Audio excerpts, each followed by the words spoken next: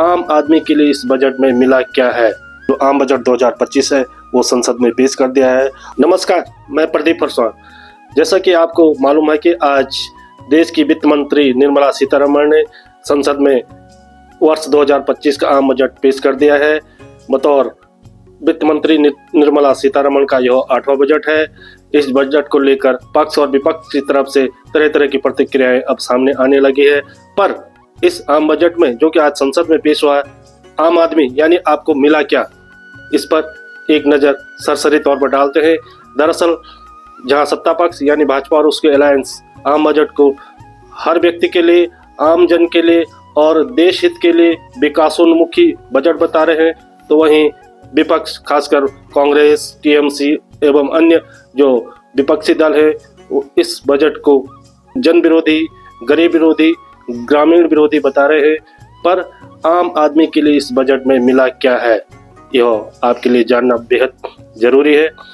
दरअसल अगर बात करें टैक्स जो रिजीम है, तो उसमें आम जन के लिए कुछ जरूर इस बजट में मोदी सरकार ने इस बार रखा है, और वह जो कि 12 लाख तक की आमदनी जो सालाना है उस पर अब कोई टैक्स नहीं होगा। यानी आप सैलरीड पर्सन है और आपकी आमदनी सालाना 12 लाख है तो आपको अब टैक्स नहीं देना पड़ेगा।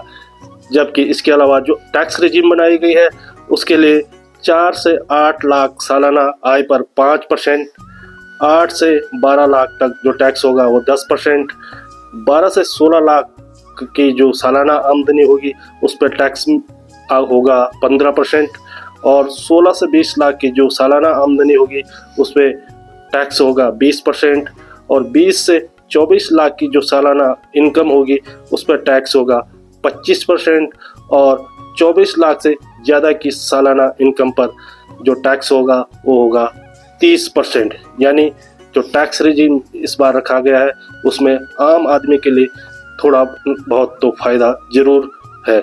यानी 12 लाख तक जो टैक्स रखा गया है वो टैक्स फ्री रखा गया है, यानी आम आदमी को इसमें सालाना 80,000 की बचत हो सकती है। इसके अलावा 18 लाख तक की आमदनी पर 70,000 और 25 लाख या इससे अधिक की आमदनी पर 1,10,000 का सालाना फायदा हो सकता है।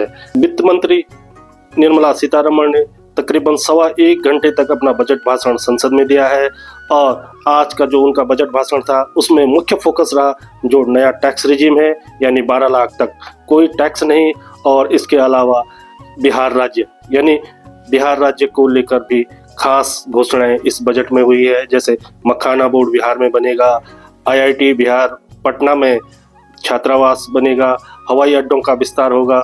हालांकि विपक्ष इसको बिहार के लिए चुनावी बजट बता रहा है, पर आम जो बिहारी है उसका फायदा इस बजट में होता दिख रहा है। इसके अलावा आप आम आदमी होने के नाते जरूर जानें कि इस बजट से क्या चीज़ सस्ती होने वाली है। यानी mobile phone, LED, LCD TV, electric वाहन, कैंसर की दवा और अन्य खनिज जो उपकरण हैं और खनिज पदार्थ हैं उसको इस बजट में सस्ता होगा। यानी आप आम आदमी हैं तो आपको मोबाइल अगर ख़रीदना है, LED या LCD टीवी लेनी है तो वो अब कम मूल्य पर मिलेगी।